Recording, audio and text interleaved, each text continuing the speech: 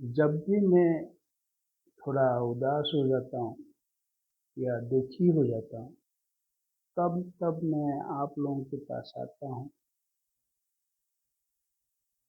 ये बार ऐसे ही कुछ हुआ है कि देखिए, लगभग 2020 मार्च के आसपास हम लोगों के पूरे देश में कोरोना आया था। हम लोग जानते हैं किस तरह हम लोग कोरोना के साथ मुकाबला किए। डॉक्टर लोग अपना टीका देते गए और हमारे जो काम करने वाले लोग हैं वो एक जगह से दूसरे जगह भागने लगे। वो भी कुछ दिन चला ऐसे। बाकी हम लोग जिसके पास कोई काम नहीं था, हम लोग घर पे बैठ के टीवी में ये सब देखते रहे। और जिन लोगों ने कुछ भी नहीं कर पाए, वो थाली घंटा ये सब बजाते रहे। फिर वो एक पीरियड था जो हम लोग सबको अ, बहुत दुख दिया। पूरा देश, all over world you can say, आप पूरा विश्व में ये एक त्रासदी के रूप में आया था।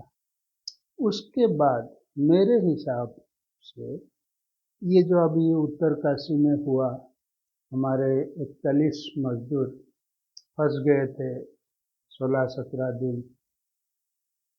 काफ़ी मशक्क़त के बाद वो लोग बाहर निकले।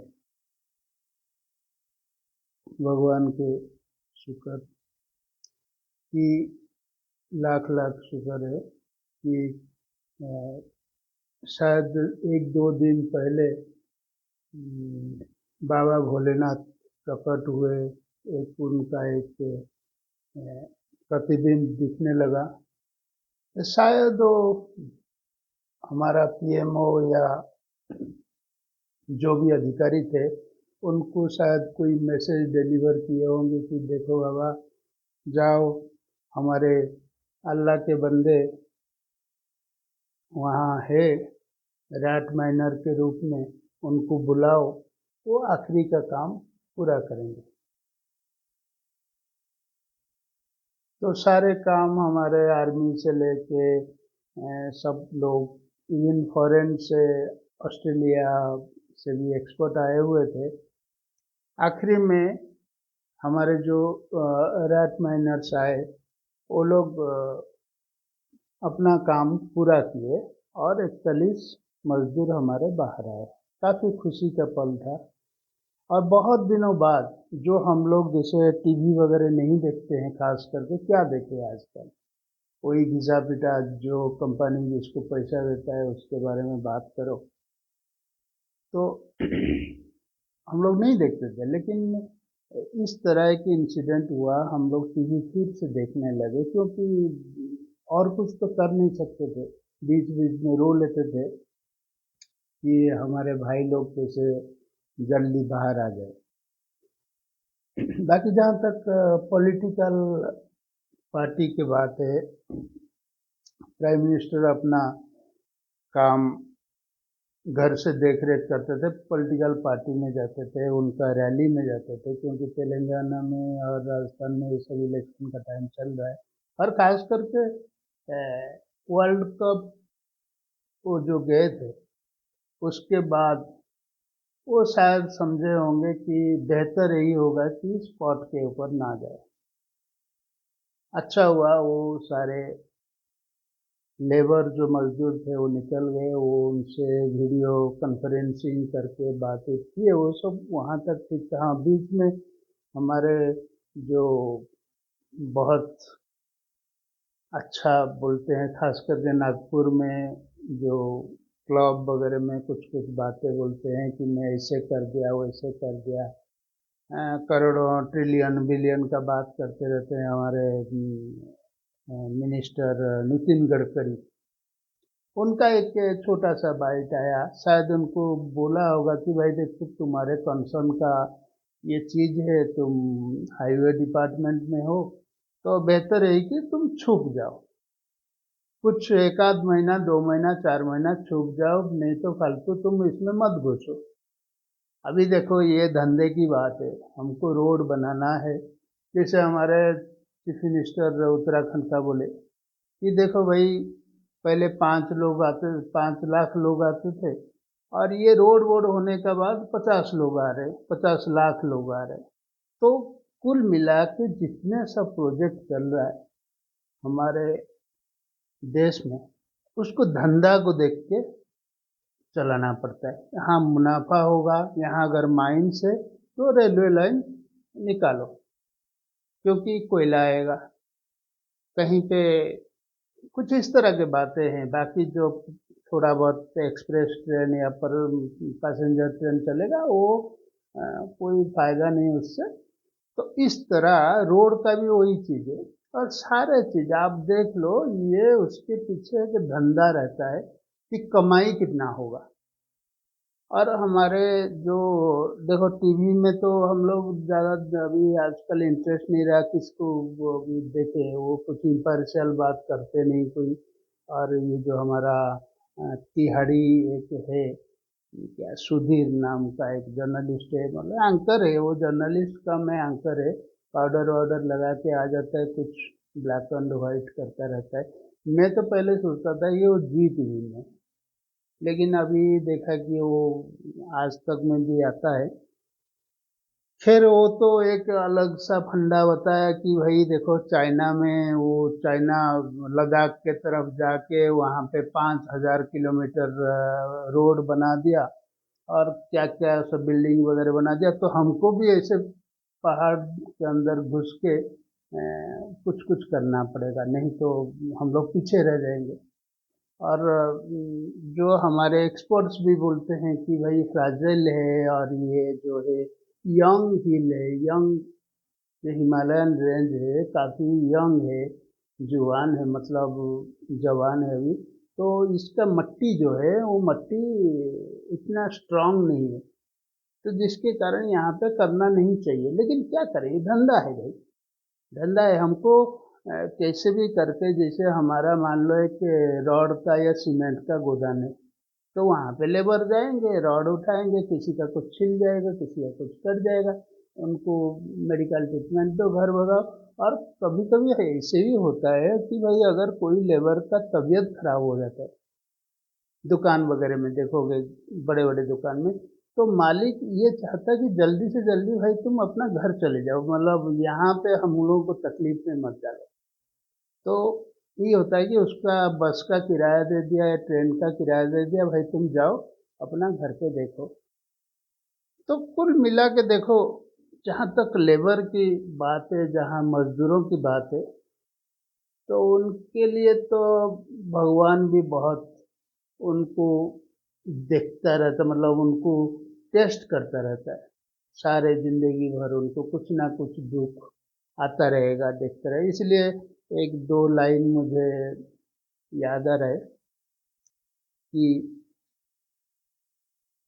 तेरी आंखें देखकर लोग कहते हैं, तेरी आंखें देखकर लोग कहते हैं, लगता है तेरा चाहने वाला तुझे आजमाता बहुत है। उसका चाहने वाला तो भाई सबका चाहने वाला ऊपर वाला है, लेकिन ये जो मिडिल क्लास लोअर क्लास के लोग हैं, उनको भगवान शायद बहुत आजमाते रहते हैं। फिर जो हुआ वो तो हुआ, वहाँ तक तो ठीक था, हम लोग सब खुश हो गए भाई जब वो बाहर निकले। और खास करके उनको कंबल चादर वगैरह मिल गया, और 1-1 लाख भी मिल गया, वो सब हम लोग खुश हो गए। लेकिन उसके बाद देखो, इतना सब हो गया, अभी प्राइम मिनिस्टर भी वो स्पॉट पे नहीं गए, ये सोच के कि भाई कुछ अच्छा होना चाहिए, लोग हमारे सकुशल बाहर निकल जाए। वो भी काफ़ी इंटेलिजेंट आदमी है, वो जानते हैं कहाँ जाना चाहिए, कब जाना चाहिए, कब नहीं जाना चाहिए। तो गडकरी साहब भी छुप गए। तो उसके बाद क्या हुआ, देखो तरह तरह के बातें आया। इवन उस टाइम पे भी हम लोग भी लिखते थे, मैं भी कुछ कुछ लिखता था, वही फेसबुक में लिख देता था। हम लोगों का तो कोई मिनिस्ट्रियल कॉन्टैक्ट नहीं है, कभी मैं लिखा था कि भाई अगर तुमसे ये नहीं बनता है तो अफगानिस्तान के साथ कांटेक्ट करो, वहाँ के तालिबानी आएंगे और छेनी हमत देके काट पीट के निकाल देंगे, टनल निकाल देंगे। इस तरह के बातें भी हम लिखते थे। लेकिन जो भी है सॉल्यूशन तो हमारे पास था। हमारे भोले बाबा भोलानाथ ने बोल दिया कि भाई जाओ, अल्लाह के बंदे रखे हुए हैं हम, तो उनसे कांटेक्ट करो, वो आएंगे और सब कुछ ठीक कर देंगे। वो सब ठीक था, लेकिन देखो उसके बाद क्या हुआ, तरह तरह के चीज़ें फिर निकलना चालू हुआ कि टनल ड्रिलिंग मशीन से क्यों ड्रिल नहीं हो रहा है, क्यों वहाँ पे ब्लास्ट कर रहे हो। अभी ये इतना फ्राइजल हिल है, वहाँ पे क्यों कटिंग कर रहे हो, हिल कटिंग कर रहे हो। हमारे जो पर्यावरण के लोग हैं, जो एनजीओ है, वो काफ़ी बार मना भी किए हैं कि भाई इस तरह के काम छेड़खानी मत करो, लेकिन वो सब चीज़ भी तुम लोग नहीं सुन रहे हो। तो वो बाकी बहुत सारे बातें, एक तो यहाँ तक कि भाई उनके पास कोई एडिशनल, जैसे वो जो तुम पाइप बाद में घुसा रहे हो, वो पाइप पहले भी रख लेना चाहिए था कि भाई कहीं पे कुछ इधर उधर का बात हो जाए तो पाइप में घुस के वो बाहर निकल आए। तो उनके लिए कोई पैसेज भी नहीं बनाया गया था। लेकिन ये समझना चीज बहुत जरूरी है कि हमारे जो गडकरी साहब है, वो हिसाब का काफी पक्का है। वो जानते हैं कि भाई ये रोड बन जाएगा, सालाना इतना करोड़ आएगा, लेकिन जहाँ तक लेबर ओबर कहीं कुछ मरोड़ गया, कुछ हुआ, उनके लिए अभी 2-4 करोड़ खर्चा हो जाएगा एक्स्ट्रा, और क्या होगा। तो ये पाइप अलग से उनके लिए एक्स्ट्रा पैसेज, ये सब करने से क्या होता है, टेंडर वैल्यू बढ़ जाएगा, कॉन्ट्रैक्टर के ऊपर प्रेशर आ जाएगा। तो ये सब कुल मिला के धंधे की बात है। तो ये सब देखते हुए अब देखो इंटरेस्टिंग बात क्या है, अभी देखो 50 लोग, 41 लोग लेबर जो है वो फंसे हुए थे, लेकिन उसमें कोई इंजीनियर या कोई उनका गवर्नमेंट का एम्प्लॉय जिसे सुपरवाइज करने के लिए रहता है, वो कोई नहीं फंसा। क्योंकि वो लोग ऊपर के लेवल के जो लोग हैं उनको रिस्क पता है। उनको पता है वहां पे भाई अगर फंस गए तो बाहर निकलना क्या, उधर मर जाएंगे, कोई किसी को पता भी नहीं चलेगा।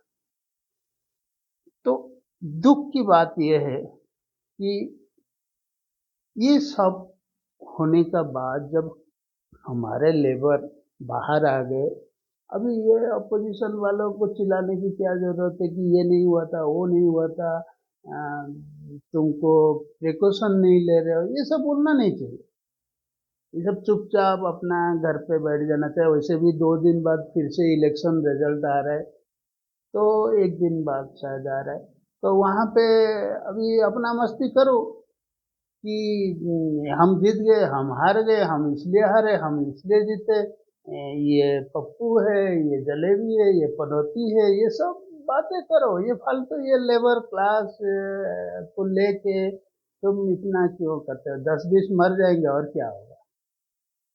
तो इसलिए काफी दुख होता है कि हमारा जो धंधा चल रहा है देश में, आप रेलवे से लेके प्लेटफॉर्म टिकट कितना हो गया, प्लेटफॉर्म टिकट कितना हो गया, उसमें क्या सिक्योरिटी है क्या नहीं है, और पहले क्या था अभी क्या है।